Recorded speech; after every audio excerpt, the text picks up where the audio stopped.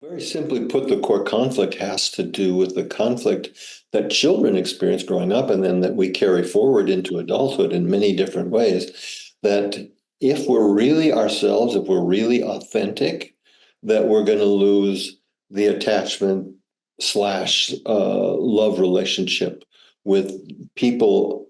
It usually starts with the primary caregivers, the parents, that people with these individuals who we're 100% dependent upon as infants and small children. And so when you don't feel welcome, when the entirety of you doesn't feel welcome into a particular family or by a particular parent or parents or primary caregivers, then that brings up this core conflict. And what children do as part of the kind of an innate wisdom that they have is that they learn to recognize which parts of themselves are welcome, and which parts aren't. And the sad situation for a significant number of children anyway, is the feeling that no parts of them are welcome.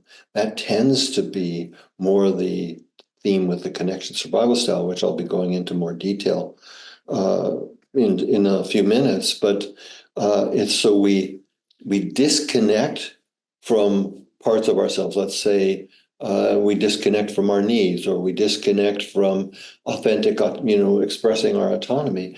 We're doing so as a way, and this becomes a pattern, as a way of trying to avoid feeling that we're going to be rejected, that we're going to be abandoned. And that's the abandonment anxiety as it relates to the core conflict.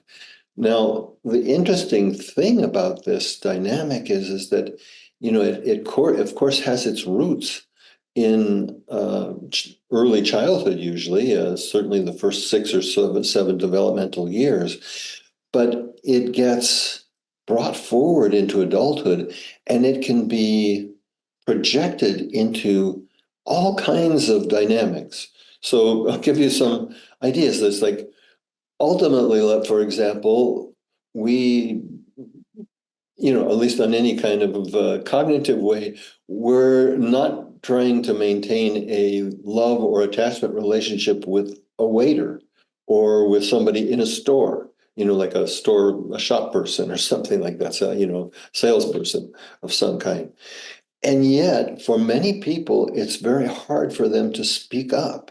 Like that, I've worked with people who, even if their food tastes horrible and they want to say something to the server, uh, they feel their internal experiences that they can't. It just doesn't, So this is just a carrying forward of this core conflict and expressing it in situations now that are much broader, and much further, beyond the original core conflict, which was generally primarily with the caregivers.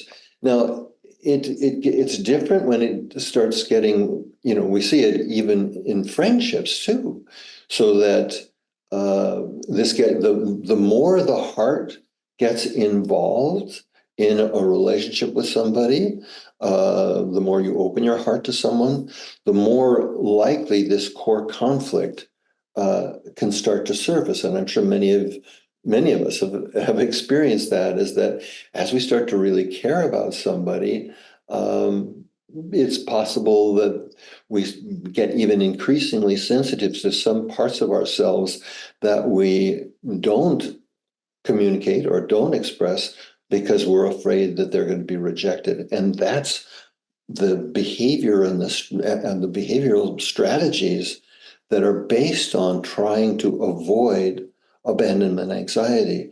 So I see this abandonment anxiety theme as a core human theme that helps us understand so many uh, different kinds of behavioral problems and self-expression issues. And it helps us understand at least some elements of shyness or some elements of self-rejection and even self-hatred.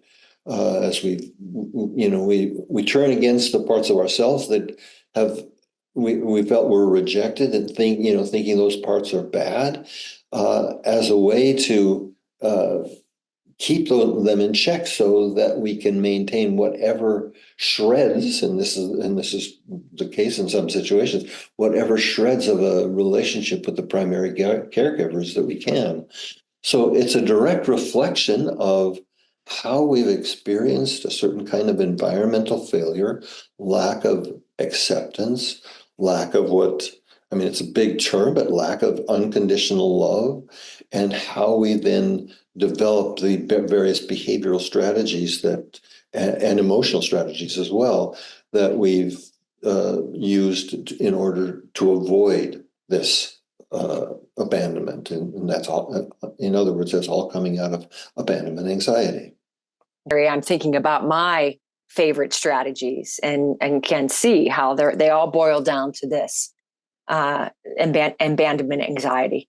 And it's just great to have this sort of newer phrase. I don't know that I've heard you talk a whole lot about abandonment anxiety in that way, to have that lens to look at myself through. Right. Yeah. I'm appreciating this deepening of this concept. And, it's obviously just a kind of cognitive awareness of the dynamic is really helpful and an important first step. Just for example, when we're working with our own process or we're working with one of our clients, just to see that, okay, this difficulty that we have in, let's say, setting limits, sometimes with anybody, sometimes setting limits with people in our, who are in friendship relationships, and sometimes setting limits with our intimate, partners, that it all is, it's not just an issue of setting limits. That's the surface reflection of this deeper dynamic, which is abandonment anxiety. And you're right, Sherry. I haven't used this word in this context so commonly, and that's one of the reasons why I thought it would be useful to include that in, to have a webinar specifically naming this and helping people understand the broad implications of this dynamic of abandonment anxiety.